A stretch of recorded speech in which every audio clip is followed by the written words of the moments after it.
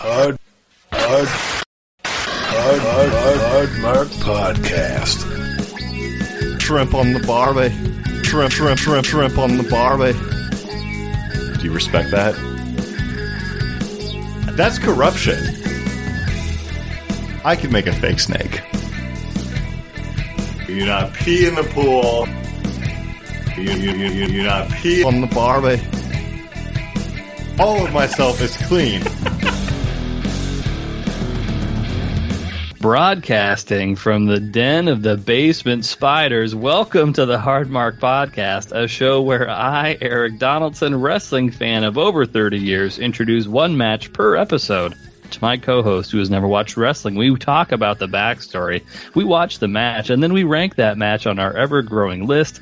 The purpose of this show is twofold. First, to see what happens when someone who's never watched wrestling is introduced to its most notable matches, and secondly, as a window into the mind of the man of sorry, okay, let me see. Hold on, I changed it up, so I misread it. That's the first time. Okay, no, go ahead. A window into the mind of the man of 54,097 compliments, the soul skater, the maitre d' of mat drama, the Tampa Bay topsider, the living painting, the talent, the TikTok tantalizer, flying Ryan Murphy. How is it going today, Ryan? Good, it's pretty good.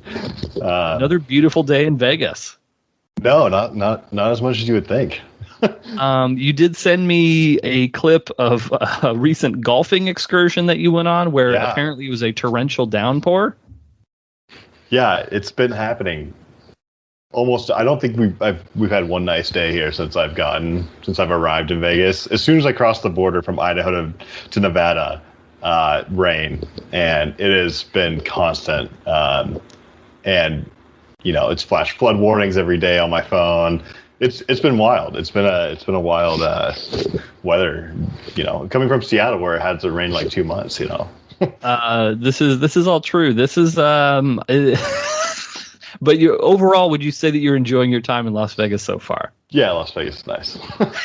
That's not bad. We'll see in another 6 months how Ryan's feeling. There's a little bit of catch up, a little bit of things that we need to kind of veer into before we kind of to get into the wrestling talk here today, which is, you know, what we always do. We do the wrestle-science here at the Hard Mark Podcast. But I think from a wrestle-science perspective, there was one really, really important scientific breakthrough that I think kind of slipped through the cracks that we didn't really address a whole lot because of, you know, the hustle and the bustle around your move, your impending, you know, relocation to beautiful Las Vegas.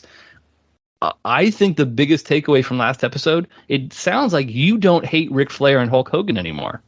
Yeah, sorry to bring it back for a sec. That was a good match, and it changed some of my not initial opinions. I think they've been kind of well-founded opinions, but it was a big shift in kind of what I had initially thought. So yeah, totally. That was a good match. It was a solid match, and it did shift some things as far as how I thought about them for sure. Yeah, the begging, you know, all of that, and like what? Yeah. So I would say ultimately at the end of the day, that was very, very much a Hulk Hogan match, and it was very, very much a Ric Flair match. And despite the fact that, like, traditionally you have not really taken to either of those gentlemen, apparently the sum was the greater of their individual parts for you. That, or maybe the science is finally starting to take hold, and you started appreciative of the true art of professional wrestling. Maybe that could be. I don't know what it was, but there was something there. That match had something to it, for sure. A little column A, a little column B. It's hard to say for sure, but I was very pleased that you did not shit all over that match. So that was what did I give that again?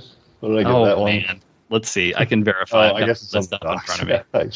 Yeah, you ranked that 11. So that is 11, currently 11 on our list of 44 matches. That's pretty top quarter. Top 25%. My math is not mistaken. Correct. That's pretty good. Couple things. Again, kind of getting off the wrestle tangent here. One thing that you just sort of casually dropped. So we've been, messaging back and forth here and there since you've relocated. What's this about your dirt bike? Oh, yeah, I think I'm gonna get one. I think I'm gonna go out there, and I'm exploring this new scene in the desert, and I need to be a part of it in different ways. Yeah, so I think I'm gonna grab a dirt bike. I'll be able to hook it onto the back of my car. Okay. Take it out to the trails, and explore the desert. Explore the desert that way. I've wanted one for a long time. Well, not like that long. Like kind of when I got the boat, it was like, maybe I should have a dirt bike instead. I didn't want to ask Jared to hold a dirt bike too, so I stuck with the boat. But now that I don't have the boat, I think a dirt bike would be a good way to kind of pivot from boating. So. Yeah, no, that seems like a natural transition to me. Just to clarify, you kind of talk. Yeah, go ahead. Sorry. So when you say dirt bike, we're not talking like a bicycle meant for like riding on the dirt. We're talking like a motorcycle dirt bike thing, right? Like a mountain bike. Is that okay, yeah, mountain bike. Okay, so a dirt bike is intrinsically one of those like little motorized putt little deals, right? Jesus, you are still like shitting all over it. No, I'm just clarifying. I sent a text and I got a bunch of shit, and like still like you're you're describing it is unfair to like anyone who might not know what a dirt bike is or think they're a mountain bike like you do. I simply said you're getting a little old for dirt bikes, Ryan. You already remember what happened with the skates, which are still up for sale, Markomaniacs. We're waiting for any competitive offers that anyone has for his rollerblades. I mean, yeah. Did those make it to Vegas? Oh yeah, they're in my closet. Yeah, yeah, or in the car. I can't remember. They're somewhere, but yeah, they made it. So great. So yeah, the guy rollerblading in the neighborhood now, in a new neighborhood, in the Las Vegas neighborhood. So not to change subjects, but I am still, if anyone wants to purchase those, looking to maybe replace them with a new set of rollerblades. What? There's documentation on the podcast that you hurt your ankles last time you tried riding on them. Well, so here's the problem with these rollerblades, and I can send you, an image that would help you, visualize this. But the wheels, there's 3 wheels on these, and they're very tall. They're made for speed, And I'm more of a brink skater, right? So you get 4 blades, lower to the ground, more control, less ankle issues. Yeah. I don't know if that is making sense, but that makes sense. I don't think that it's going to help your old man ankles, if we're being honest. I mean, I think I still have it in me. As a kid, play all the time, right? So, but now dirt bike is also a thing. So you're going to be a rollerblading, dirt biking guy down in Las Vegas. Yeah, we hope.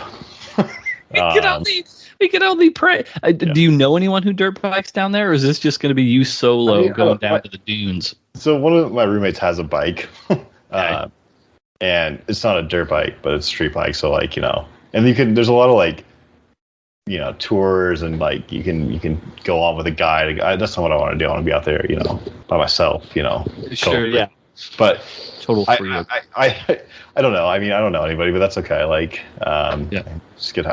I'll just go ride, I don't know anyone. I don't know anyone in Seattle who rides a dirt bike either. And I was, nor did I know anyone who boated in Seattle. So right. You're just a trendsetter. So speaking of boats and boating, guess what I did yesterday? You bought a boat. I did not buy a boat. I went on a boat though. You did. I was on not just okay. Here's the sequence of events. My wife comes to me and she's like, "Do you want to go sailing?" And so then my response was like, what does that mean? Does that mean like going on somebody's boat, or are you talking about like actually sailing? Because I don't know anything about sailing, and I don't think I would be helpful in that sort of situation. So I would just stay out of the way, and I really don't have an interest in sailing, but I'll go on a boat. Turns out it was a sailboat. But you weren't responsible for the sails. Correct. I was not responsible. I felt like kind of a piece of shit the whole time because I was not helping. And I was basically just sitting there drinking my Spindrift and and just trying to stay out of the way as much as possible. So I felt completely just inept in that scenario. But, I didn't get in the way. So there's at least that. Yeah. It's chaotic. Oh, totally. I think it's a skill to be able to sail a boat for sure. Yeah. You don't have. I mean, I could get on a power boat and but that's easy, right? Sailing a boat.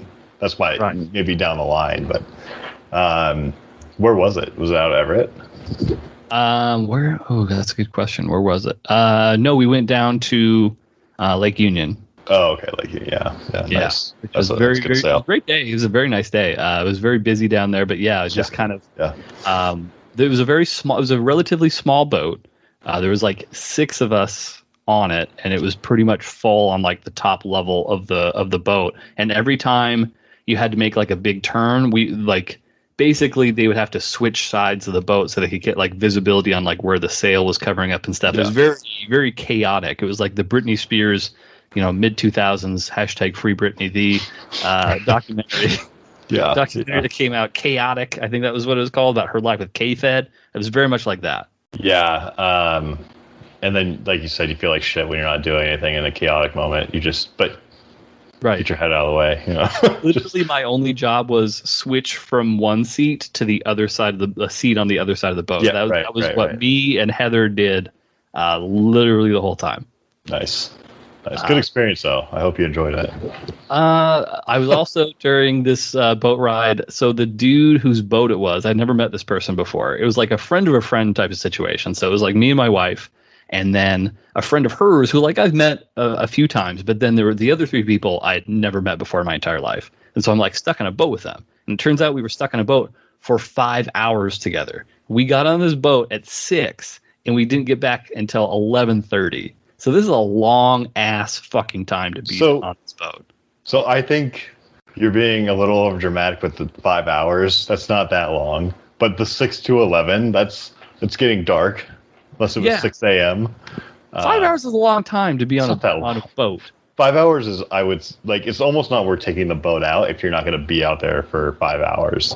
Is what I would say to that. Well, okay. Well, let me hit you with this. So when you took people out on the heavy hooker, were you confronting them with like your real committed theories about the Mandela effect the whole time?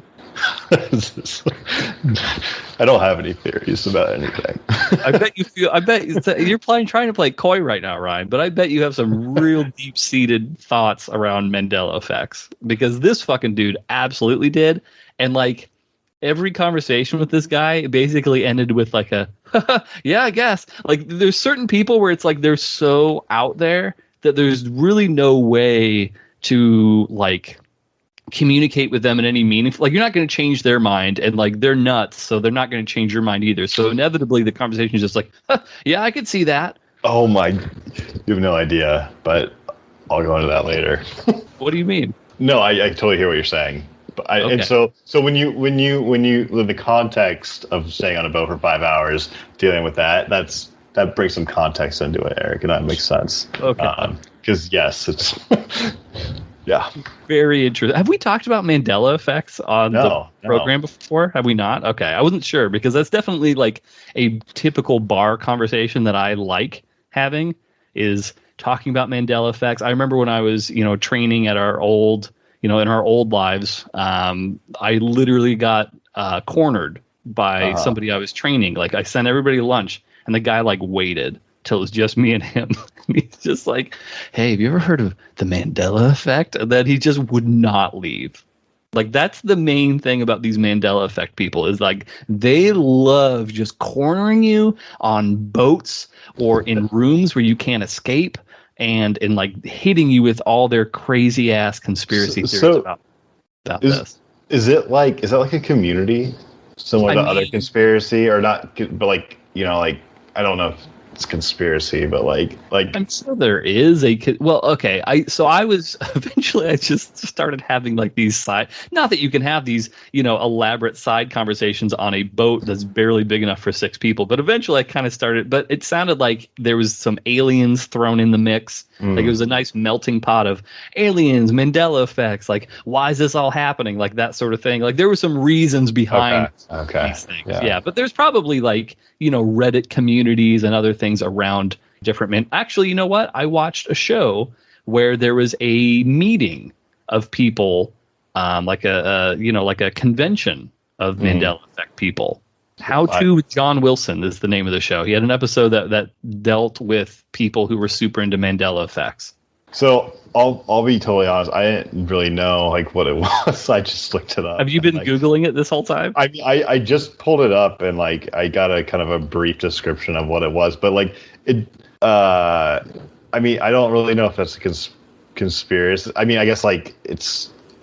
They're probably remember. There's some. Is it like a reincarnation type of like? To some degree.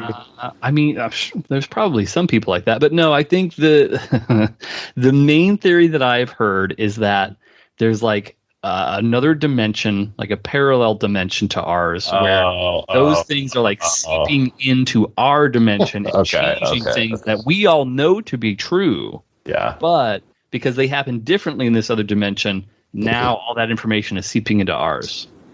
Okay, I gotcha. That's not what the brief description went into, but yeah, that makes sense. Most important of all historical events of the famous Sinbad movie about the genie called Shazam. Very important.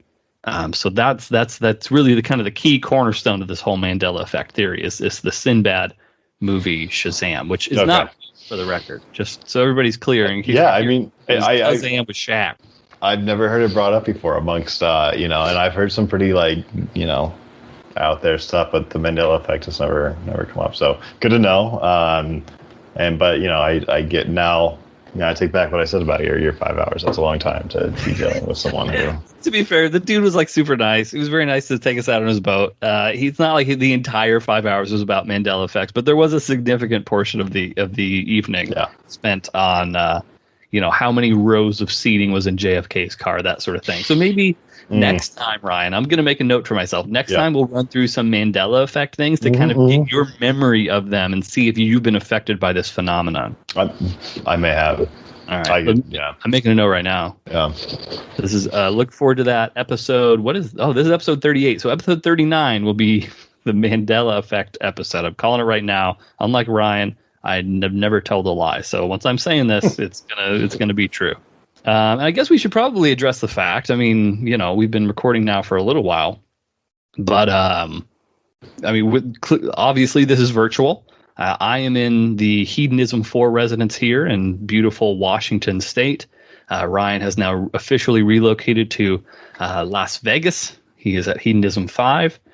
This is virtual. We're still. I think this is going to sound much, much better than our original virtual episodes that we did kind of in the middle of the pandemic. But I do think we're working on some stuff to kind of even better refine this technique. So, expect more developments there. But again, I think this is probably going to be good. The Markomaniacs are just waiting to be quenched, waiting for their bi-weekly dose of audio cream. So I think it's important that we give it to them in whatever fashion we can. But again, more advancements, more scientific audio advancements coming soon.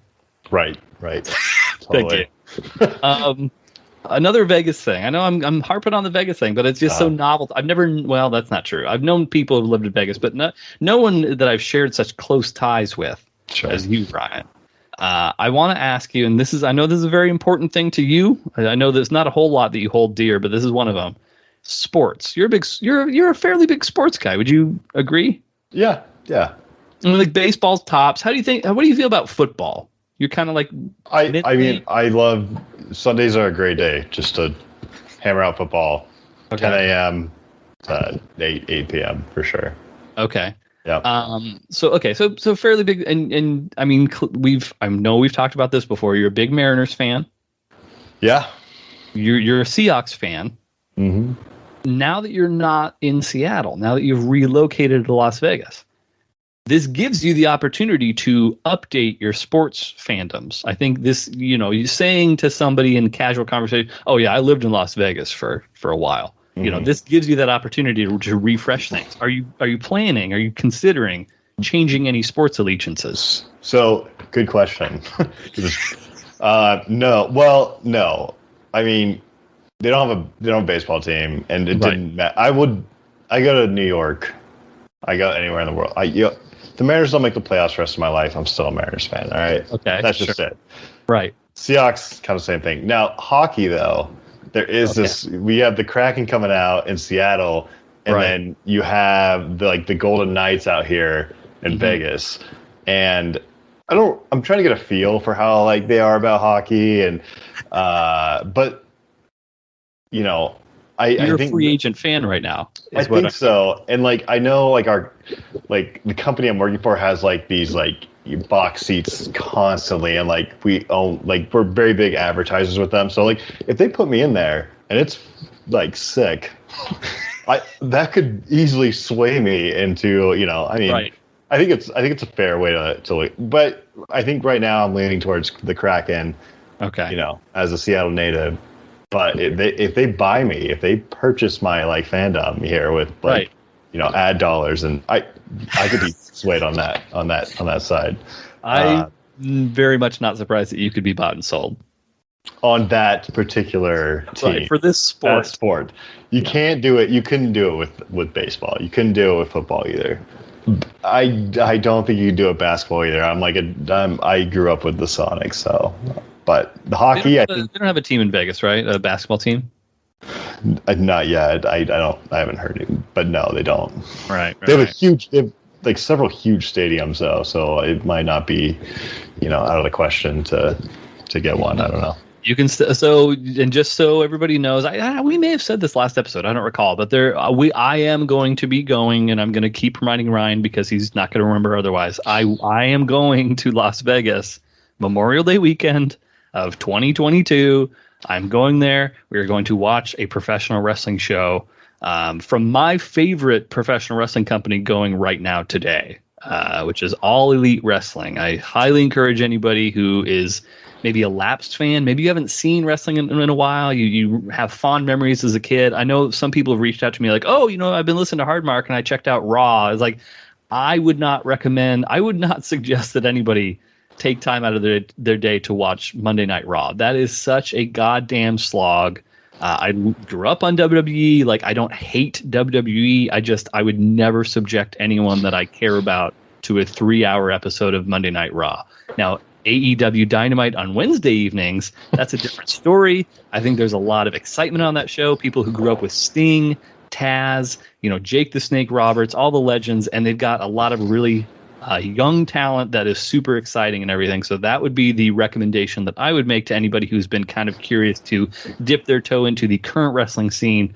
AEW is the spot to go to. So that's my rant around that. Yeah, just shoot me an Outlook invite. Yeah, absolutely. Anything else around the sports fandom thing that we should mention? Oh no, I don't think. I think I'm going to start betting on more sports all the time, but yeah, we'll see how that goes. I lost my first one, so which was the Suns. Suns Bucks. Suns Bucks game. Yeah, you put $100 down. Yeah, I put $100 down. What would the payout have been on that? Like 90 something dollars. Okay, so I would have won 190. Yeah. Within 1 week of you showing up to Las Vegas, you went to the sports book, lost. Went golfing, got a torrential rainstorm. Yeah. Have you won anything? Has anything good happened to you since? So I did. That day I offset my loss in 3-card poker. I won, like over $100. But then I went back and played again because like Friday night. I may even go tonight. I'm not sure yet. But I lost $240 like the next time I went and played. And I was up too. I was up like 150, and I kept playing, and I just ended up taking it all. Like when I go to the casino, I bring with me what I have. I have to gamble in cash, and I don't take any more money out of the ATM. And I try to once I'm up, I try to leave. But this time something got me, and I'd waited so long to get on the table because I only had one open that I was committed. Right, I was gonna either win what I'd originally put on, or I was going to lose it all, and I lost $204. So I think overall, I'm down $350 since I got here, which is, that's chump change to a guy like you. Right. I got money coming in now, Right. Yeah, exactly. It is hilarious to me that you literally moved there for a job, and yet you have already lost a fair amount of money since you've been there. Yeah. No, I'm down at the casinos. You'll come back. You got to spend money to make money. Right. Yeah. My parents need to be concerned about it, but not me. If you learn please tell me if you learn Pai Gow, because I've always heard that Pai Gow, that's the one you got to play if you want to stand a chance at making some money. Yeah. That could be total bullshit, but I feel like that's the case. I would say, I mean, in my opinion, yeah, 3-card poker is my go-to. I think there's a way to play it. That's not. A lot of people play it poorly, and I don't see why. You've gone through the strategy before. Yeah, you don't play in this game, but I'll have to expand. And I'll let you know how that goes, and we'll see. Ryan's running gambling losses. Yeah, just keep track of it. I'm sure Greta was really curious to hear how that goes for you over the course of the year. Couple of quick scenarios. We'll get to the wrestling in just a little bit, but there's a couple of things. So I celebrated an anniversary recently. I went to Newport, Oregon. Yeah, congratulations, you guys. Thank you, Ryan. That's very nice. How many years? 7-hour drive. Holy shit, it sucked. Newport, Oregon is sick. I had a really good. We went down there. Sorry, not to get on. But you're gonna do it. Yeah, when I was 20, and that was one of the best little small vacations I've had. Newport, Oregon. Good spot. I liked it. Yeah, I mean, it's hard to say I would definitely go back because it's just so far away. But yeah, no, I liked it. If you find yourself in the area, I would recommend checking it out. 4 years. 4 years. Oh, okay. Yeah, 4. How long have you guys been together in total? We have been together. It'll be 8 years in just a couple months. Just a couple years behind us. Yeah, that's true. But one of us, I'm not going to say who. One of us, made the ring purchase, and the other one didn't. And I'm not talking the security system, Ryan. I'm talking the real deal, matrimony. Couple quick questions for you before we get into wrestling. I've got a scenario for you. This is something that I saw. Well, I kind of sort of saw it, but I just want to get your input on it. This was a video that was sent to me by a friend of the show. So there was a guy who was videotaping a kangaroo. Presumably this was in Australia, I would assume. So this kangaroo was just hopping around, and then it did the thing that all animals do on funny videos when they're near water. They misjudged the ledge, and then this kangaroo, while hopping, just went straight into the water. Which, that's funny. But, you don't really see what happens to the kangaroo, and it looked like it wasn't just a pool. This was a fairly substantial body of water that it fell into. And the next thing that happens is, the guy recording, pulls his phone down really, really quick, and, is just kind of a mad scramble, and then the feed cuts out. So it's I'm not sure what that fucking guy was going to do. I don't know why you wouldn't just keep filming. Presumably, it seemed like he may have been trying to save that kangaroo. So my question to you, Ryan, is if there was a kangaroo that was drowning, would you attempt to save it? Well, as a lifeguard, for so many years. at an indoor YMCA pool, yes. Well, first of all, I appreciate the guy putting his phone down to at least try to do something instead of just recording it, because there's too many people who just record shit like that and just watch a kangaroo die. Soapbox. So I think they're kind of dangerous animals, but if there was a way that I could I don't know what kind of I haven't seen the video. If there was a way to try to ease him back in, or get him with something, and maybe his tail, get him back to shore if it was right. I mean, yeah, I would totally try. I don't know if I would jump in and grab this kangaroo by its butt. I think they're that could be dangerous for me. You don't want to put yourself that was the big thing. You don't try to save someone, or if they're trying to drown you, you just let them go. No, so my answer is no. I would absolutely not do it. Not because I have a hatred of kangaroos, but I would be. They're very strong. Their feet have gigantic claws that can basically eviscerate you. They can just tear you the fuck up. And I think not out of any malice from the kangaroo, but I think if you were to jump in and try and save it, it would fuck you up real bad. Just in its struggle. I agree with you, but I would try to snag it. Also, can kangaroos swim? I have no idea. I have no idea if kangaroos can swim or not. I mean, are they just a big rodent? They probably can. This is usually their tail when swimming. Kangaroos are good swimmers. Oh, okay. So you don't even need to. Right. You know, he should have not dropped his phone. He should have just Googled it really quick, and you know, there'd be no chaos. Yeah. Google, and then just turn the camera back to him, like, oh, it turns out actually kangaroos can swim pretty good, and then he stops the recording. And that way, post it right to TikTok. You know. Okay. Well, now I don't feel bad about just letting it, do its thing. All right, well, there you have it. Yeah, but I mean, like, maybe you could, like, the only thing I would consider to save it, let's say that there's a kangaroo that was, like, not a good swimmer, and you could tell that it wasn't. The only thing I could maybe consider if I had, like, a buddy is trying to, like, lasso the kangaroo and, like, pull it up. I think just tail or something, tail, or even just around its, I don't know, head and arms. I'm not sure, something like that. I would try that, but I would definitely not jump in with a kangaroo. I feel like animals like struggling to do something is one of the worst like things to see, in my opinion. Yeah. I feel like worse than like a human. Like, oh, I just learned. Why didn't you learn how to swim? You know, like. Right. But kangaroo just like misjudged this jump. Now he's in the water. Oh, poor guy. He never had a chance to learn how to swim. I guess they're great swimmers, but sure. Anyway, I would feel it would pull up my heartstrings. I'd want to do something, but I don't think I would like. Yes, I would not jump in and try to save. It's that Homeward Bound experience that's talking. I think Homeward Bound made you a lot more sensitive to animal struggles. It did. My opinion. Yeah.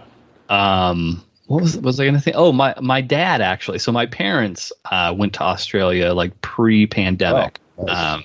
It was like their first time outside of the U.S. and Canada. Actually, that's a big trip to take a first time.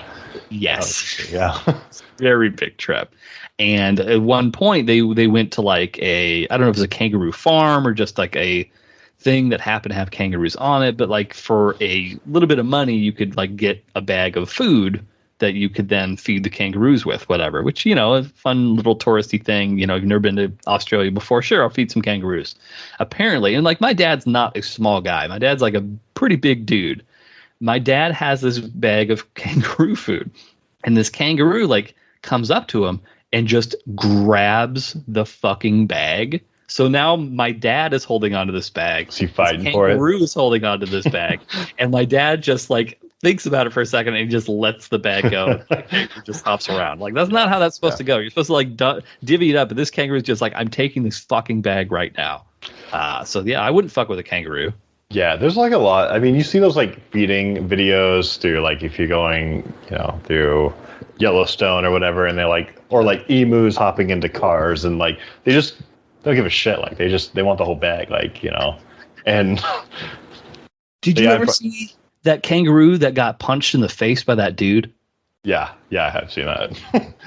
Yeah, see, I mean that's a guy who really he may jump in and try to save it. Yeah, already punched the kangaroo, like. Yeah, he might jump in and just punch it in the water. Who knows? Yeah, it's hard to say. For anyone who hasn't seen that, just as a quick frame of reference, I'm not just advocating that people punch kangaroos. This kangaroo literally had his dog in like a chokehold, like headlock thing, and was trying to like kill his dog. And so the guy comes up and he like squares up the kangaroo for like just a second or two and just gives him a right cross right to the jaw. And like the kangaroo was so stunned. He was just like, what the fuck just happened? I highly encourage it. Maybe I'll post it. Maybe I'll try and post that on the Hardmark Instagram channel. But yeah, highly recommend reading or watching that. Fucking kangaroos. What a weird animal. Like, they are weird. Their pouches. Yeah. That would be a shocking thing to see in real life. But I agree. Maybe in Vegas. Whatever you see kangaroo in Vegas, it stays in Vegas. Let's get into wrestling. Let's I think we've dilly-dallied long enough. We should talk about some wrestling now. And if other things happen, so be it. Our match today, Ryan, I was like giving you the name of the city because you never know like what feelings you have about, Tampa Bay. You do know that, and by the time this makes air, this will have already happened, but WWE is running a really big wrestling show in Las Vegas in August. Oh, in Las Vegas, they meant the big new arena. The same night as the Pacquiao fight is SummerSlam. Oh, shit, really?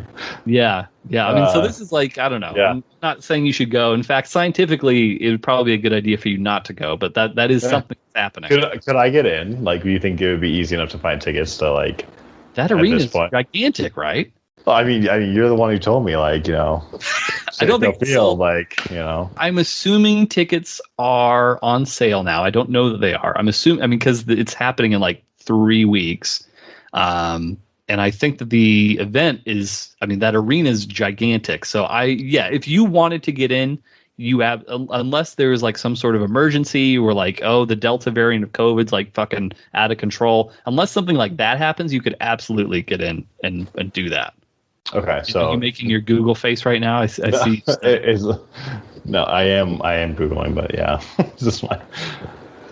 Go ahead. That's okay, but anyway, so that's happening. So that's if you got to tell me, because I have mixed feelings about this. I would love to hear about it, but I also kind of want to be the one to kind of take you in May, Memorial Day weekend, let you kind of know what's up with pro wrestling. But either way, that has nothing to do with our match here today. I'm going to hit you with a city name, Milwaukee. Yeah. It's a very sensual sound for Milwaukee. I don't honestly really give a shit about Milwaukee. Like, that's just like a city that's okay. Yeah. Hold on. Let's see. So, which places has Ryan shit on so far in this podcast? Canada, which shout out. Yeah, the whole country of Canada. You pretty much shit on it. Remember when we watched the Kenny Omega match, you were like, oh, yeah, he looks like a typical Canadian. Like, yeah. And we have a big fan out of Canada. Shout out to Pessimism at its Finest, one of the programs that I've guested on in the past. Big Canadian fan of the Hard Mark podcast. But, Canada you've shit on. Tampa Bay, clearly you've shit on. With a lot of subtext. Like, you say you like it, but like you only like it because it's shitty. I'm pretty sure you shit on Hawaii one time. Is that it? I don't remember shitting on Hawaii, but like it happened. I don't remember exactly. On Hawaii, pretty sure. And now Milwaukee. I feel like you're saying I don't give a shit about Milwaukee. I don't like. Milwaukee is I don't know. I could honestly care less about Milwaukee's one of the most boring cities I think I could ever like. You could bring up. So would I go? Probably not. Like maybe like, but you know, I have no attraction to Milwaukee. Well, that's where our match here today takes place, Ryan. What year? This is going to take place in 1996. Oh, well, 1996 Milwaukee is a little bit different than, you know. Elaborate, please. I assume it was better. I actually have no idea.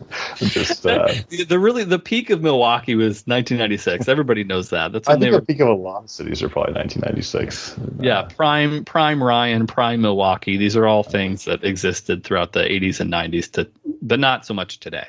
So I'm going to do my best as we talk about this match here today to not allow Flying Ryan to bait me into any arguments. That's going to be my goal as we go throughout here today. I know he's very hot down there.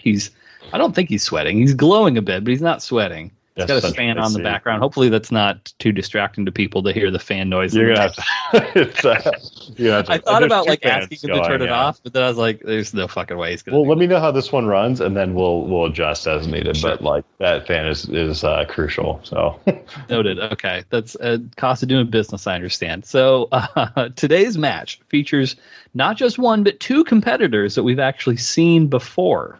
Luckily for us, we don't have to get into a whole lot of background about each of those individuals, although they've both undergone some transformation since their last appearance, for better or for worse. So our first person in our match today is one of Ryan's favorites, one of my favorites. He goes by the name of Jake the Snake Roberts. Yep. When I hit you, word association, I say Jake the Snake. What's the first thing that pops into your brain?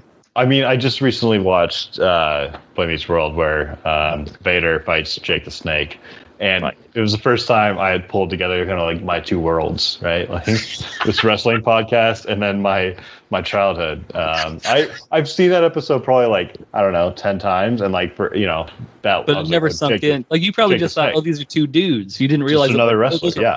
Or or like a fake guy, like Jake the Snake sounds like a ridiculous name, like. So that you had no idea there's all this lore. I was like, Greta, holy shit! Like, do you know who this guy is? You have any idea? He sicked a king cobra on a human being one time. He brings very real snakes with him to the ring, Greta. Yeah. So Jake the Snake, this is again 1996. So Jake had returned to the WWF at the beginning of 1996 after a nearly 4-year absence. So Jake was presented as a feel-good Cinderella story. He was getting up there in age, but he's hoping for one last run before he hangs it all up. So Jake, unsurprisingly, had a long and well-documented issue with drugs, alcohol, sex. We've actually touched upon those topics in the past, talking about the little prank that he played on Ravishing Rick, where the girl kind of went down on Jake and then gave Ravishing Rick a little gift when she got the rude awakening in the ring later that day. But since that time, he had incorporated his newfound sobriety and newly found religion into his character. So he would frequently quote scripture from the Bible and talk about how he'd been saved from his past life of depravity. And whereas his previous snake, his original snake, was named Damien, his new snake was under the name of Revelations. So I don't know if we discussed this. I feel like I should have brought it up, but so he had one snake. It wasn't like now he has two, right? Are we talking storyline or are we talking real life? I guess both. Okay. In real life, he would go on tour for, however long at a time, a month at a time, let's just say, although it could be longer. And at the start of that tour, he would meet up with whatever animal handler, etc., and they would give him a snake. So it was not always the same snake. Okay, but it was under the same name, basically. Correct. Yeah, it was the same type of snake. It was always it was either a boa constrictor or like a python. It's just like a big burly ass snake. A big yellow snake. A big green blackish snake. I thought it was a yellow snake. No. Oh my! The new snake. You're thinking of Boy Meets World, I bet. I am thinking of Boy Meets World. Revelations was a big yellow snake. Okay, all right. So that's the new snake. The original snake was when you think of a snake, you're thinking of Jake's snake, which was. You're right. Yeah. Just. Mm-hmm. Well. I mean. What are you doing right now? What is happening? I'm just saying, if you, it's probably 30-70. There's a lot of yellow snakes on. Hold on, let me. What are you searching for exactly right now? It's just Jake the Snake. A lot of the poses, he's posing with a yellow snake. Seems like. So you just did Jake the Snake and then. Yeah, it's just image search. That's Old Man Jake. That's Revelations, which is what we're talking about. Okay. Every other snake that you're seeing as you scroll down that page is green and black spots. Totally. Yeah. All right. Yeah. All right. That's Damien. The yellow one is Revelations, which is also what you saw on Boy Meets World, because that was around the same era. That's older. The match that we're watching here today. That's old Jake. Yeah. He's even older now, but that was even at this time, you'll hear commentary reference this. He was presented as this is his last run, this is his last kind of moment in the sun before he hangs it all up, that sort of thing. But yeah, the original snake was Damien. Then he briefly had the Cobra, which we saw attack Macho Man. That snake didn't have a name. That was just oh fuck, it's a King Cobra. And then the new snake was given the name of Revelations, again to tie in with the whole Christianity thing. Nice. Anything else around that? No. Okay. Yeah. All right. So for this episode's match, Jake found himself in the finals of the 1996 King of the Ring tournament, which is an annual multi-man series meant to highlight and showcase the top talent in the company, with the winner being crowned the King of the Ring. So it's not like a title or anything. It's just kind of I won the home run derby, that sort of thing. Maybe a little bit more prestige than that, but it's meant to kind of elevate people from being, here to way up towards the top of the company. Overall, as a concept, it's similar to the King of the Deathmatch tournament that we watched, just without the broken glass or barbed wire or thumbtacks or anything like that. So Jake had wrestled Vader earlier in the night. The man who broke the job guy's back, he tore off Cactus Jack's ear, and in his greatest crime against humanity, starred in Boy Meets World. So that same guy that you saw the episode in, he Greatest crime in humanity. Yeah, that was the biggest crime. More so than breaking the job guy's back, more than ripping Cactus Jack's ear off, I'd say. Mm-hmm. Do you concur? I don't know if I concur on this. Okay, that's fair. We can move forward. So Vader was disqualified in that match, and he proceeded to attack Jake the Snake after the bell, injuring Jake's ribs and storyline and leaving him wounded going into the last match of the tournament. So that's kind of Jake's narrative arc going into this match here today. Any questions around any of that? I do not. Okay, cool. Are you curious to hear about his opponent? No? Okay. All right. Well, if you're not hard, get hard. Once you get hard, stay hard. Yeah. Right. Yeah. So Jake's opponent in the finals is another man we've also seen before. His name is Steve Austin. Oh, I'm okay. When we last saw Steve Austin, he wasn't actually Steve Austin. I mean, that's not technically true. He was Steve Austin. He was stunning Steve Austin. Not Stone. Oh, really? Yeah, his name was stunning Steve Austin. So is he now Stone Cold Steve Austin? Well, give me a moment here. Well, let's talk about this. Right, Ryan. all right. I like where this is going. I'm watching your face. I'm going to know if you're Googling things that you're not supposed to be Googling. I don't want you to get an unfair advantage just because we're doing this virtually now. I'm not. You little cheat. Just Googling things, like... Yeah, okay, sure. I know. You're easily bought. I know how this works. So Steve Austin, a little bit of backstory around Austin. So we last saw him back in episode 34. This is now episode 38. So it hasn't really been that long since we first saw Steve Austin. But in that episode 34 match, it was a scaffold match. And back then he was a young, cocky, and he had a big, beautiful mane of blonde hair, which you were thrown off by because it wasn't the Steve Austin that you thought of. So the remainder of his time in WCW was unremarkable. Austin showed a lot of potential, but there wasn't a lot of upward mobility within that company. And Austin, as a result of that, languished in the mid-card. He never quite breached into the main event picture. In fact, in WCW, he was told that with his black trunks and black boots that there wasn't a whole lot that they could do to market that. And as a result, as the company moved in a different Hulk Hogan-focused direction, Austin would find himself released by that company in 1995. So he got fired. What a mistake. What a mistake. Well, I mean, I guess we'll see scientifically if that was a mistake or not. From there, Austin had a brief stint in ECW, a company that you and I both have a lot of fond memories of.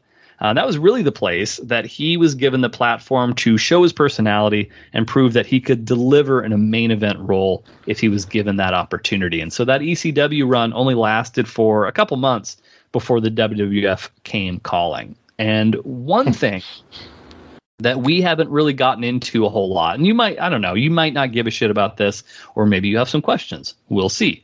But one thing that we haven't talked about yet is some of the backstage elements of the WWF, specifically Vince McMahon and some of his picadillos, we'll call them, for lack of a better term. So one thing that has been the case now for several decades, a very, very long time, is how Vince McMahon, would always much prefer to use a creation of his own rather than something that has been imported from something else. We'll see plenty more examples of this in the future, but in this case, that led to Steve Austin, a man who had been featured on national television for the past 4 years, even with a different company, but still, that's still national exposure. That led to him being rechristened as the Ringmaster, the Master of the Ring. So this is a middle tier for... Well, yes and no. We'll talk about this a little bit. So any questions around that? So the whole renaming of shit that the WWE loves doing, and I can tell you the reason why. Mm-hmm. It's for copyright reasons. They like owning their properties. They don't like if their talent kind of owns their own names, for better or for worse. Yeah. So they like kind of owning it. So then if they leave, then it's like, oh well, you have to change your name so you can't be the same property that we own, that sort of thing. So like if the Undertaker left the WWF, he wouldn't have been the Undertaker. He would have been like, I'm Marky Bad Guy or whatever the fuck, Marky Dead Man, so something like that. Okay, so we got the Ringmaster, right? It is not Steve Austin. This is the Ringmaster. Unsurprisingly, Steve Austin knew. Go ahead. Sorry, I know you gave me a opening to ask a question. He wouldn't be commonly like would people know about this commonly? Like his name is the Ringmaster. Commonly. In wrestling circles, yes. Outside of wrestling circles, no. Okay. Yeah. So people who followed wrestling would, that wouldn't be like to me that would be a weird name, like the Ringmaster. I've never heard that, but. Right. I think for a long time there were people who would always most times they'll take a guy and Vince McMahon will sit down with the guy and be like, what do you like to do? Like, tell me about yourself, blah, blah, blah. And they'll kind of tailor a character around that. In some situations, rarely, they just had kind of stock characters where it's like, I've got an idea for a character. We need to find somebody who can kind of do this. If we don't have any better ideas, let's just do that. The Ringmaster was an example of that. So they had this idea of this guy's a really good wrestler. He's the master of the ring. And so that's what they gave to him. It's very generic. It's generic as fuck. Yeah. Basically. Yeah. So Austin knew that gimmick sucked, but he accepted it in the hopes that it would just be his foot in the door and down the line he could improve things, in the future. So after about 6 months with the company, that opportunity presented itself. So Vince and the creative team at the WWF literally just threw up their hands and didn't have any ideas on where to go with the Ringmaster. So Austin was given the go-ahead to revamp this character. After he watched a documentary around mob hitman Richard the Iceman Kuklinski, that was the spark that created the basis of this new character that Austin wanted to perform as. So Austin informed the WWF of his desire to create a merciless, ruthless, cold-blooded character. And in return, he was presented literally, this is actually what happened, he was presented with pages of possible names for this character, which included things like Ice Dagger, Fang McFrost, and Chili McFreeze. Yeah, that's rough. People were getting paid to come up with these types of names. Fully aware that all those names sucked, Austin continued to think it over when one night his English wife turned to him and said to drink his tea before it became Stone Cold. And Stone Cold Steve Austin was born. I thought it was going to be like a beer story, but this is almost better. A beer story. I like it. I like where it came from, and it just sounds better than any of the other. I mean, these guys are paid to come up with names, and they came up with that. Chili McFreeze. Yeah, that's even flow. It's like a name you would come up with. Right. Yeah. Well, I'm looking forward to do this. Yeah. You could probably do a better job. But yeah, so Stone Cold, and even though he's got the same name, the beer element, a lot of the things that you would necessarily equate to Steve Austin, those aren't formed yet. This is still he has just grabbed hold of this character, and his basis for it is a mob hitman. He wants to be just the most evil, sadistic piece of shit in the world. That's how he's envisioning this character at the moment. So I don't know if you're aware, as not a TikTok guy, but Stone Cold has a pretty big presence on TikTok.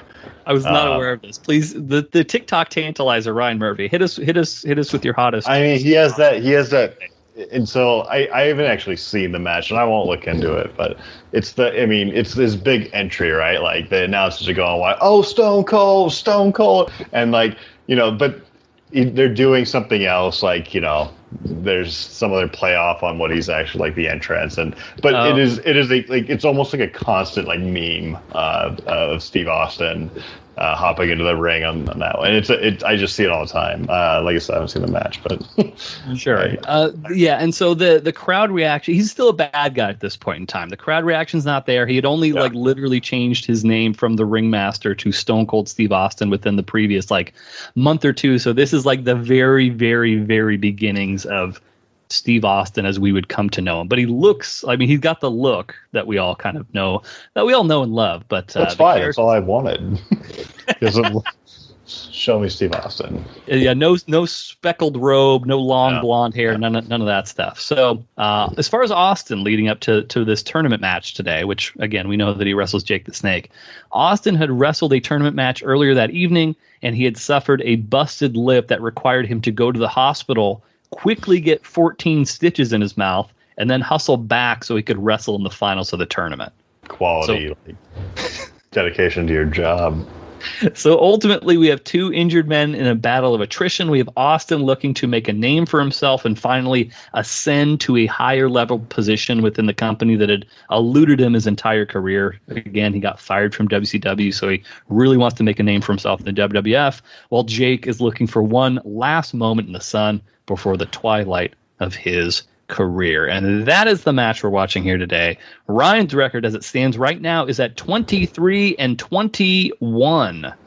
Is that right? No, that is right. Yeah, we've watched 44 matches. So yeah, 23-21. Pretty good. You're starting to make some headway above that 500. You've been teetering. Not recently. Any thoughts before we watch this thing? Anything you're curious about? Any kind of initial? I'm a Steve Austin guy. I'm already leaning Steve Austin. Are you so confident that you're willing to make that your pick right now, or are you going to wait? I am that confident that I will make the pick prior to watching the match, and we'll see how it plays out. Are you sure that you want to do that? Is that what we're doing? You're making the pick of Steve Austin right now? Yes. yes, I am. Yeah. I'm in Vegas. All right. Sometimes you got to gamble. Yeah. Your luck's got to change eventually. You can't get rained on all the time. Eventually, there's got to be some sun break in that clouds. Maybe this is going to be the moment you've been waiting for. I don't know. I think so. I think throughout this 44 podcast, I think this is it. All right. Well, in that case, we will take a brief commercial break. Come right back and give you our thoughts on Jake the Snake Roberts versus Stone Cold Steve Austin. Thanks, everybody. Hello, folks. Quick update on the Hard Mark merch front. I know it is that time of year where everybody's giving gifts. Everybody's getting trinkets. So this is me letting you know that the shipping cutoff dates for the Hard Mark merch shop for standard shipping is December 9th. So make sure if you are giving a wonderful Hard Mark gift to a loved one that you are getting that order in prior to December 9th to ensure that it arrives on time. And hey, those stickers, hell of a little stocking stuffer, if I may say so myself. Also, quick other announcement, I think we're going to be freshening things up in the Hard Mark shop in the near future. So if there's a design that you've had your eye on, I have a feeling that the standard logo, that's not going away anytime soon. But like some more of the other things, those may be cycled out in the near future. More to come about that once I've given it a little bit more thought. But we'll have some different merch, some new merch, some of the old stuff may be retired.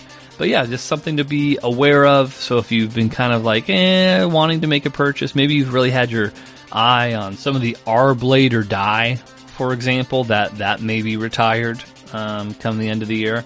Also, the accolades of Ryan, kind of going through all of the various the Man of 1,000, which he's not even that anymore. The Man of 1,000 Compliments, the Soul Skater, the Mater Diem Mat Drama, the Tampa Bay Topsider, the Living Paint. You get the idea. That may also go the way of the dodo, meaning extinct.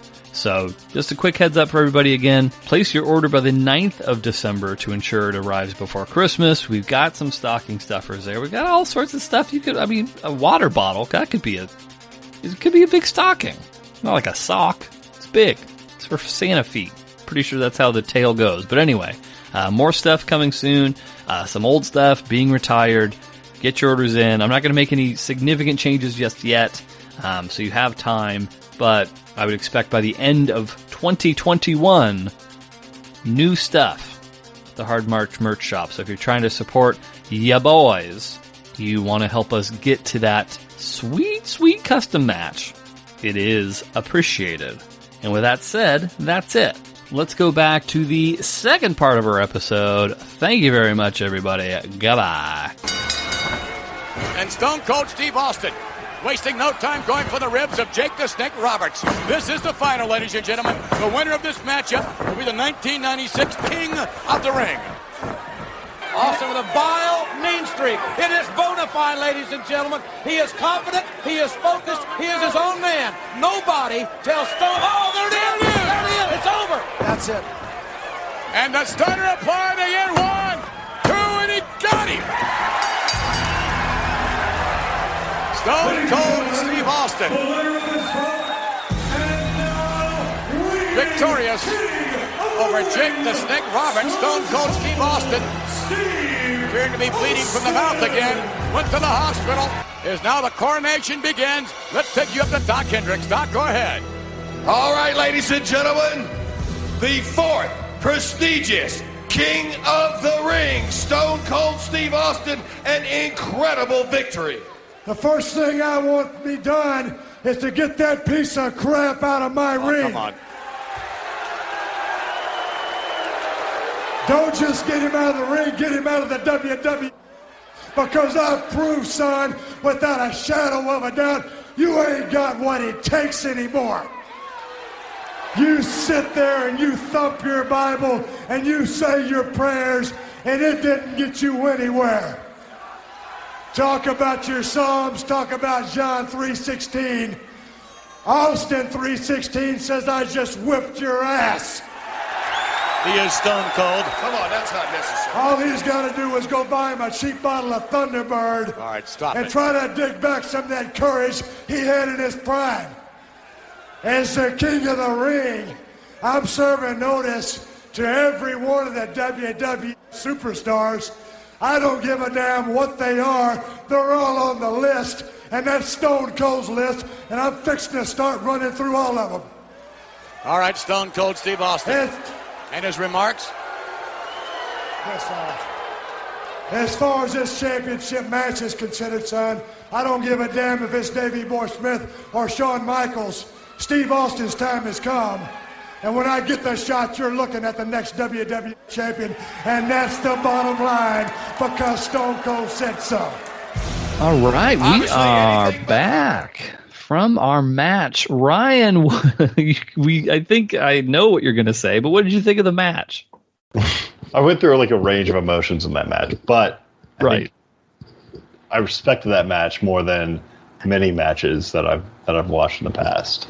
That's gibberish. That doesn't make any fucking. You respected that match? I did respect that match. I think that match made a lot of sense, and it didn't just play out the way you might. I thought I was going to lose that match, but it played out the way that I would have thought it would have gone. It was a real match. Do you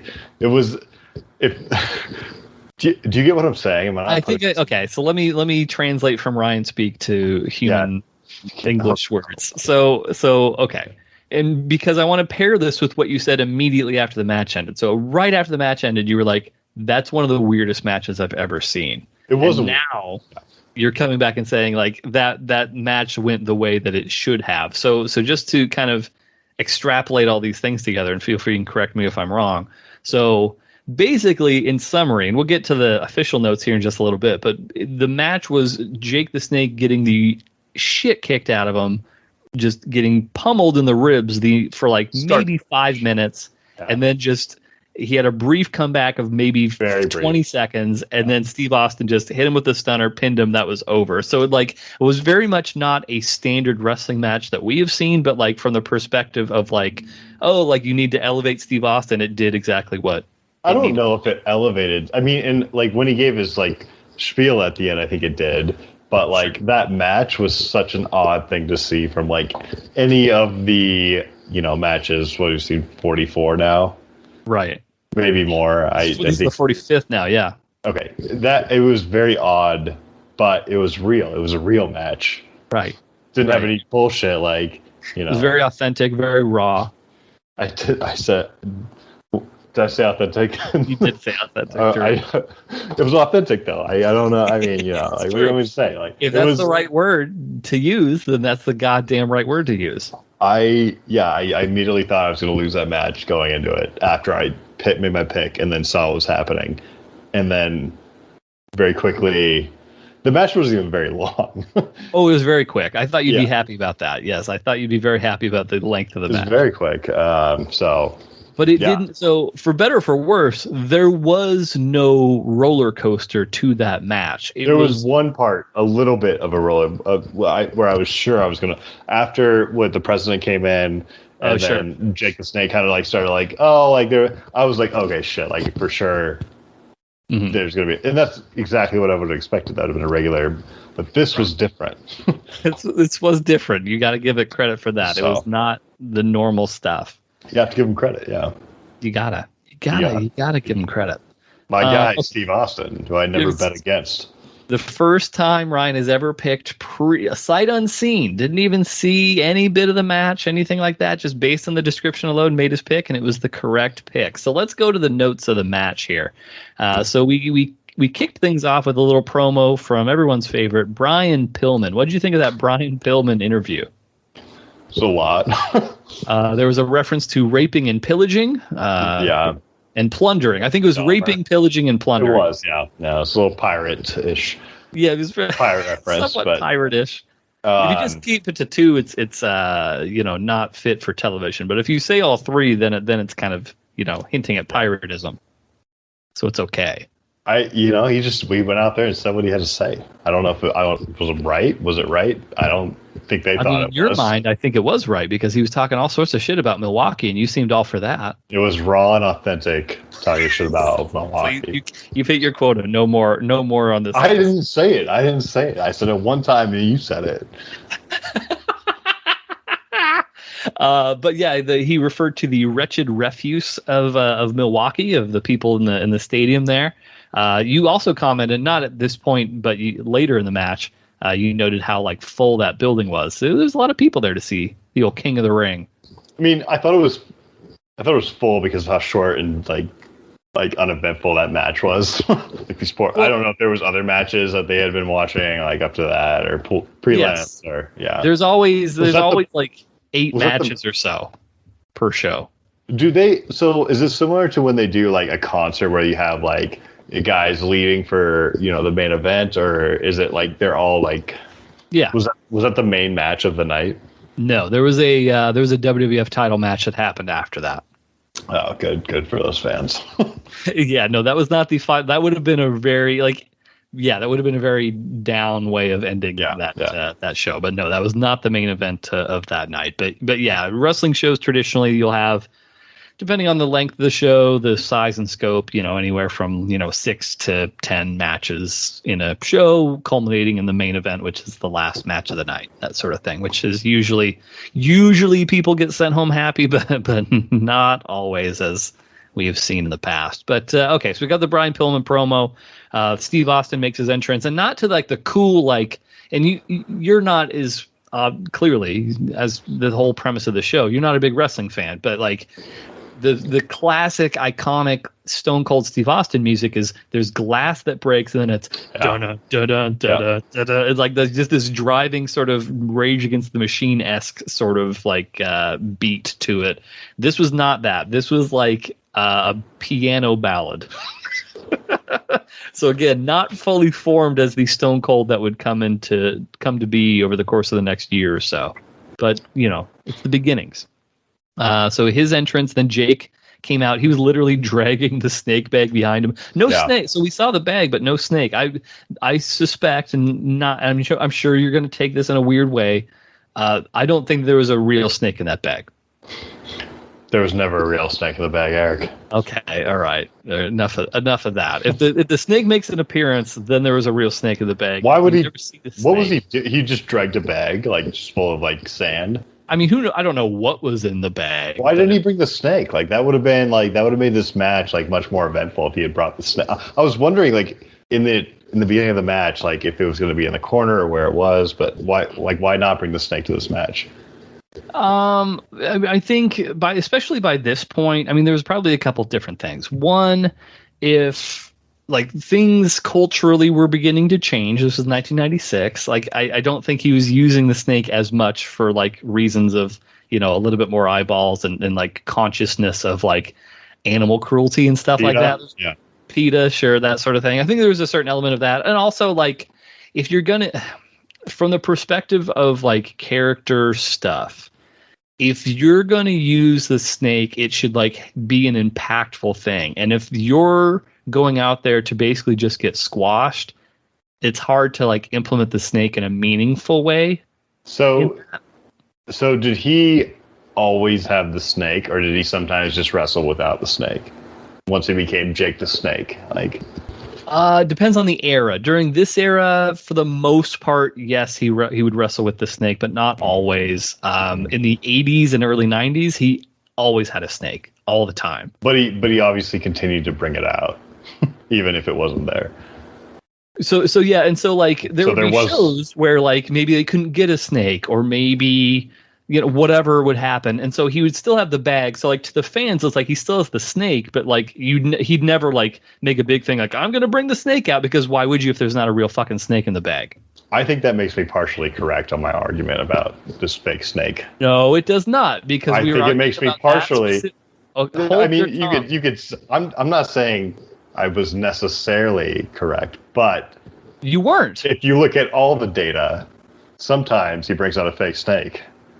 This is a podcast of science, the time. And I did mention that for the record. Anybody can go back to episode 24. I did say that there were times where there was no actual snake, but like anytime that you saw a snake, you can go back and listen. I know you haven't listened to one goddamn episode, Ryan, so you're awful cocky for someone who's never listened to the product. But I did specifically say that if you see a snake, like if there's a snake that comes out of the bag, that means that he brought a real snake with him. There was no switcheroo of the bag at any point. But there were definitely times where you didn't see a snake, which meant there was no snake.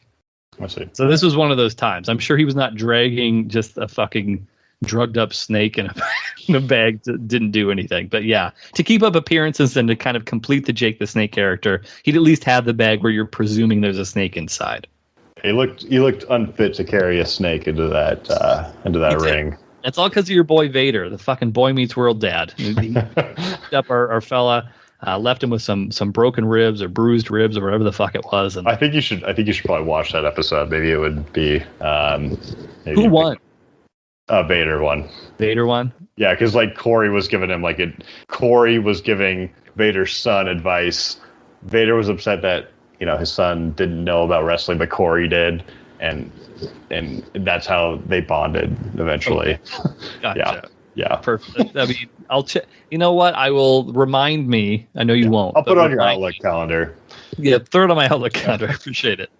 But as far as the match, I mean, honestly, what's there to tell? Jake makes his entrance. Austin immediately kicks him in the ribs, and then 95% of all the moves in the match are either Steve Austin kicking Jake in the ribs or Steve Austin like dropping a forearm on Jake the Snake's ribs. There's a point very brief. Go ahead. I mean, he also tore off all the bandage right on the ribs, and then also when I thought he was going to lose, he went right in with the head to the ribs too. You're getting a little ahead of us, but yes. So basically the match is again 95% rib attacks. Eventually Austin starts pulling the bandages off of Jake's ribs. That's when Gorilla Monsoon, the president of the WWF, shows up. He's like basically tells Austin, get the fuck back. And he's like, do you want me to stop the match, Jake? Jake's like, no, don't stop the match. And I think this is the part where you were like really concerned, because you were like, oh God, he's going to not quit. He's going to fire back and he's going to win this match. Which didn't happen. So after they basically restart the match, Jake does briefly fire back up. I think he hits like 3 or 4 punches, and then, as you mentioned, Austin cuts him off, jabs his shoulder into Jake's ribs like over and over and over in the corner. And that's basically the end of the match. Then he picks up Jake one more time, hits him with the Stone Cold Stunner,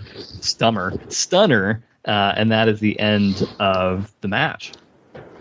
What did you think of the Stone Cold Stunner? Did you like it? Is that a finishing move appropriate for a man of Steve Austin's stature? They called it, like, when he did the move. I didn't know that was a finishing move, but they called it like, it's over. He's like, And you laughed. You were like, of course not. Like, it's not gonna. This doesn't line up with what I've seen in 44 other matches or 40. Right, exactly. Data just doesn't check out. I was shocked and blown away when he finished it. But that's my guy, That's the guy I picked, and that's You're a ride or die, and that's what I appreciate about you, Ryan. Yeah. It's your ride or die-ness. And so that sets up really the whole reason why we watched this fucking match, because it definitely wasn't for the match itself, which I mean, I'd never seen it before.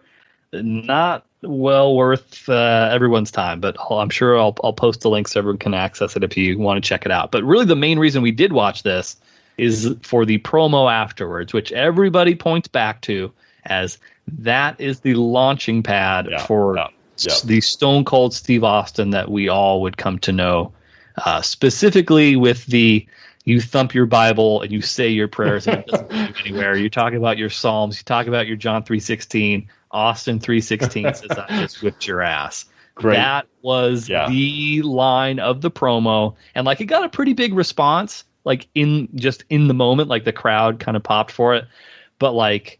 You have no idea, Ryan, how big Austin 3:16 would become over the course of the next 2 years. I feel like at that time in 1996, saying something like that would be more meaningful than it would be today.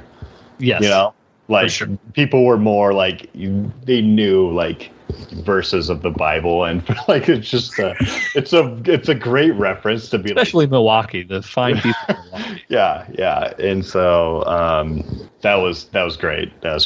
And it, So back then, not so much anymore now, which is actually a good thing for the record, especially anyone who actually goes to live WWE shows. But back then, signs fucking everywhere. Everyone would make a goddamn sign. They'd bring it to the show with them. They try and get on TV, whatever. In the months that followed, there became just more and more and more Austin 3:16 signs over, and then eventually they of course designed the Austin 3:16 shirt that became the biggest selling t-shirt in wrestling history. So yeah, that was the spring. But also one last thing I'll mention around this, and if you have any questions, let me know. Everyone likes to point to this interview that he did as that's the fucking thing that made him a superstar, and in retrospect it did. But the WWF really didn't do much with him over the course of the next 4 or 5 months. It wasn't until a later feud that we'll actually get around to watching in the next few episodes that really kind of made Steve Austin a huge star. But this was kind of the catapult that got him on that trajectory. So. Yeah, I mean, you could just see it. If you're an outsider watching it, that line right there, fucking killed it. Yeah. I mean, it's like a rap battle when you just get destroyed, I mean, he just went off on him, I thought also, when he was doing that interview that Jake the Snake was gonna maybe come back on and pull him down. I still was a little concerned that it wasn't over. I heard you oh, and then, but I didn't realize that was why. Yeah, okay. No, you just see he went back in. So yeah, perfect. Yeah. One other thing I actually didn't. So there was actually 2 Steve Austin catchphrases that were born in that promo. The Austin 3:16 one everybody knows. I didn't realize until I watched the biography that came out earlier this year about Austin. His closing line of "and that's the bottom line because Stone Cold said so," which is how he would close all of his promos. That was the first time he ever said that too. So I didn't realize that until just within the past couple months or so. But that's our match. So I guess we should do the science. I don't envy you because this was a fucking weird ass match. Yeah, it's going to be tough. Personally, I didn't like the match at all, but the promo was very, very good. So, I mean, I'm going to let you weigh scientifically how all that's going to, affect your opinion. This is going to be, it is. I don't know where to put it. Okay. Hold on. Let me pull this up. Take a look here. Where would I put it? See here. I won't say it out loud because I want to taint the data. Taint the data. I hate tainting the data. There's one thing I can't stand. It's tainted data. Nancy. Okay, if it was me, oh gosh. I think I would probably put it lower than where I think you're going to put it. Yeah. I think I know just about where I'd put it. But what are you thinking? So it's a different match. It's hold on, give me a second to scroll through. Okay. Don't tell me. I'm going to ask you a quick question. Do not tell me what the answer is right now. Do you have a range in mind that you're thinking? Don't tell you. Yeah, do not tell me. Just tell me if you have a range in mind right now. Again, I'm trying not to eat any data. I think so. Okay, so okay, I'm glad that you do. Do you want to know what number I would put this? Yeah, go ahead. And this is, I'm sure, going to be lower than where you put it. I would put this as 33. Yeah, it's lower. It's in my range. Maybe we'll do this. Maybe this will be, now that we have like so many fucking matches on here, maybe I'll hit you with like my thought. And then we get to your ranking. But yeah, I would put it 33 just because I'm looking over those. Like, I hated the fucking match. I agree with you. It like was laid out the way that it should. But like, if you told me you have to rewatch that match again, I'm like, I really don't want to. I'll skip to the but I think it was like there is more like outside factors. Like if the match itself was like someone else, or like it would have been a pretty lame match. Yeah. But there's a reason that everybody talks about the interview afterwards and nobody talks about the match itself. Should I tell you the range, or no? I don't care about the ranges. I mean, you want to pick, unless you want me to help you determine where this should go. I was thinking around like in the 25-20 range. Okay, yeah, it's a little bit higher than me, but 25-20 range. Let's see. It's. I initially I was 25 to 15, but I don't know if I can disrespect some of the matches, up to 15. Because it wasn't like it, but I liked it. Sure. So, right. So I mean, of that range that you're talking about, I think the one that we watched most recently was Bret Hart versus Yokozuna. That's what I 22. Yeah, right here. There's also Sasha Banks versus Bianca Belair, which we also watched fairly recently, that I thought you were going to rank like pretty high. I thought you were going to redeem yourself in the eyes of all of our female listeners, but you really tanked that one pretty bad. So 27. How about we'll put it 23. Okay. Put it 20. So replacing British Bulldogs and versus Jack Foley. Do you remember that match? I should not let you rank things unless you know for a fact of one thing that happened in the match. Well, yeah, give me a rundown on that. That was the one where really the most notable thing, that was Cactus Jack. Before he was Cactus Jack, he got his jaw broken with a clothesline, and then he couldn't close his mouth for the rest of the match. That was part of our lightning round episode 20. But it was a squash match. It wasn't anything like amazing. Yeah, let's put 23. Okay, all right. New number 23. Let me make a note to myself. Cool. All right. So that brings us to, sadly enough, I know everybody, loves the time spent with the Hard Mark boys, but here's the thing about life, everybody. You can't appreciate the ups without the downs. You can't appreciate a new episode of Hard Mark unless another episode has ended. And so that's what we've come to here today, the end of the episode. But of course, we would never leave you without a little bit of, and I can't pull this off. Actually, can I? I might be able to pull this off. Let's see. Well, if you're bored. Yeah, maybe this will work. Let's see if this works. Erik's Wisdom Tree. Nice. Did it work? Yeah, it worked. Yeah. Wow, I can't believe. Oh. Just do your Erik's Wisdom Tree and. Did I fix it? I think I fixed it. Yeah. Okay, good. That's good that I can still do it virtually. That's a positive. Okay. So last episode, you really shit all over my fucking wisdom tree. You were like, "Oh, I fucking hear that shit on TikTok all the time. It's fucking stupid." It was stupid. It was not. It was not. If you meet assholes all day, you're the asshole. That's important. Terrible wisdom tree. Well, here's a good one. This was not something you've heard on TikTok, Ryan. You fucking addict. So I'm gonna hit you with this, and we've done a lot of studies. We've got the surveys out there. We've found there's a huge cross section of the Markomaniacs that also are pond-owning individuals. So I'm going to give a word of advice to any pond owners that are many, many thousands of pond owners here in the Hard Mark universe. Don't put leaves in your pond. You may, and of course it stands to reason that like, oh, you're you're using a leaf blower. Where would it make sense to collect all these leaves that you're trying to clean up in the fall? Well, put them in your pond. That'll make it easy to collect. I can see how you would easily think that and fall into that trap of believing that the pond would be a great place to collect those leaves. But it turns out leaves do not decompose in water. They just kind of stay there, and eventually they turn into mud. And so that is my piece of wisdom to everybody. Do not put leaves in your pond. You will probably spend several hours cleaning that pond, getting all the pond scum and pond water out of it, and then having to clean that pond so you can refill it with neat, cool, crisp, nice new water. You're just saying this because you have a pond. I mean, as do many of the Markomaniacs. You're We've done the survey. I've never had a pond. Okay. I lived in middle. You'll get there, kid.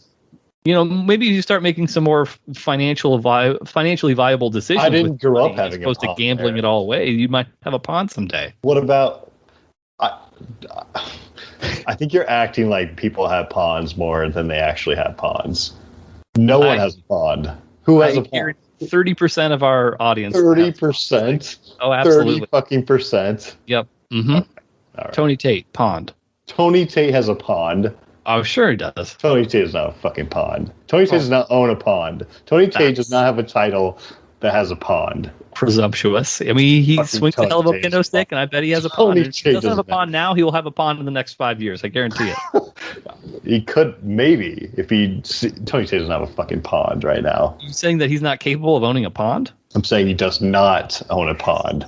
Then you're saying that 30% of our viewers currently have a pond. Yeah. Pond-owning individuals. I mean... Just because you haven't made it there yet, there's no reason to cast shade on this. I'm saying don't put leaves in your pond. That's all this is, Ryan. I don't disagree with you, but your whole premise was that most of our listeners have ponds. So many pond-owning individuals. 30%. We are catering to the 1%ers of the wrestle-science community in the Pacific Northwest, Ryan. There's a lot of fucking pond owners that listen to this program on a bi-weekly basis, every Thursday. And I assume you blew your own leaves into a pond thinking they were going to decompose. And I mean, I can't confirm or deny that. That's a possibility. Pardon me? You have fish in your pond? Not after I put leaves in it. Turns out leaves, in addition to not decomposing, they kill fish. So that's another reason. You passed had fish. I owned 2 fish. Well, I inherited 2 fish. I didn't buy them. You blew your fucking mulch into you dumped your electric lawnmower mulch into the fucking pond. Okay, hold on. Wait a minute. That's factually incorrect. This is like the snake thing all over again. It was not mulch. It was leaves. I have an electric, which I actually use the same goddamn battery that I use for my lawnmower because that's more efficient that way. Yeah. I blew the leaves from my yard into the pond as a collection point in the hopes that, okay, I'll pool skim the leaves out, and that'll make it much, much easier than doing other shit. Wait. Okay, I have a couple points. I don't want to run this on too long, but one, very busy, important person. Did you just forget to skim the pond for leaves? Because it seems like you left them in there long enough to turn into mud. Yes, I left them in there for. So you were planning on going back in the future, just like Tony Tate's future holds a pond in it.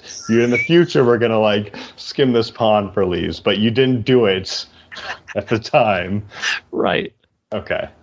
I'm just now tending to the pond. So I've been very busy. This podcast takes a lot of my time. I'm Ryan. Here's the thing you don't understand. I'm guesting on all these other shows. There's probably going to be other commercials and things of promos that of all these multitudes of Canadian shows. I did a show with a nice Swedish man not too long ago. Okay. That I'm sure people will be hearing. If you haven't heard it already, you'll probably hear it soon. So I'm a very busy individual. I don't have time to just skim at a moment's notice. But your plan was to skim immediately. Yeah, to skim in the short term future, and so then you kind of have your collection point, and then you can just very easily put it into your yard waste bin. But these were not mulchings. I want to make that very clear. This was not a mulch situation. I blew the leaves into the pond. Okay. And then they killed the fish because I did not skim them quickly enough. And then pond scum started forming, and it became a very unsightly pond. And so just over the past week or so, I had to take a bucket and just manually empty the pond out. And then once were you in the pond when you did that? How deep is your pond? So it's two different levels. The deepest part I would say is maybe 2.5 to 3 feet, perhaps. It's probably deep enough where if you sat down, it would be like a little pool. Or just 2 feet. Well, I mean, but you could sit down. It'd be like an above ground pool, but it's a pond. Okay. Yeah, but you know what? I would say it's like a it's big enough. Have you not seen it? You've been to my home. I know where it is. I don't think I've actually gone over to your even pond. Toured the grounds? I don't think so. And I kind of wish I would. Yeah, because I only know one person with a pond, and it's you. Because not everyone has ponds like you assume. Well, I mean, not to toot my own horn, but you're from Snohomish. I'm from an upper crust society here in Woodinville. I brought the Woodinville class to Everett, so now I'm bringing pond communities with my water feature to Everett too. You know what also happened today in a nice fortuitous thing? So here's another. I'm going to give you 2 pieces of wisdom for Eric's wisdom tree. First piece of wisdom: don't put leaves in your pond. Second piece of wisdom: sometimes when God closes a door, he opens a window. And here's that's Erik 316. Erik 316. When God closes a door, he opens a window. And here's why I'm saying that. When we first moved into this house, a little over 2 years ago, there was a little wooden bear thing that you would find at a county fair up here in Washington State. The chainsaw bear things. It was a little one, but it was a little wooden bear guy, right? You know what I'm talking about? A little wooden bear that's weaving. It's like a carved, painted bear.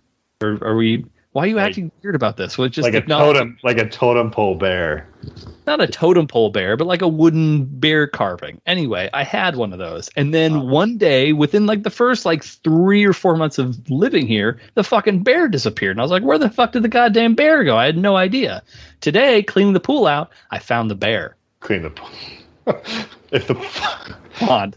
I cleaned the pond out, and I found the bear. Okay. All right, well. So maybe the whole reason that I put the leaves in the pond originally was because, fate, destiny wanted me to find this bear and bring it back to its former state of glory. It's hard to say. I don't know. Fate moves in mysterious ways. This could all be a Mandela effect for all I know. It's hard to put a finger on it. With all of that said, if you are not hard, you should get hard. And once you get hard, you should stay hard. Take it sleazy, everybody. I don't honestly really give a shit about Milwaukee.